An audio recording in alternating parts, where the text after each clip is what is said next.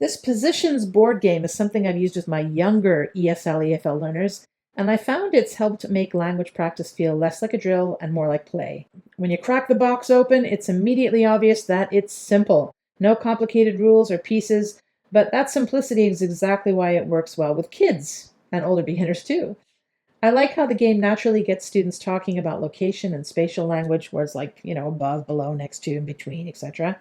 They don't just sit on a worksheet anymore, those words. They come a little more to life. Students get to move the pieces, describe positions, ask questions, and actually listen to each other. That's not easy to create with regular flashcards. It feels effortless, but underneath there is real language practice happening. Speaking, listening, and even some simple comprehension checks as they correct or confirm each other.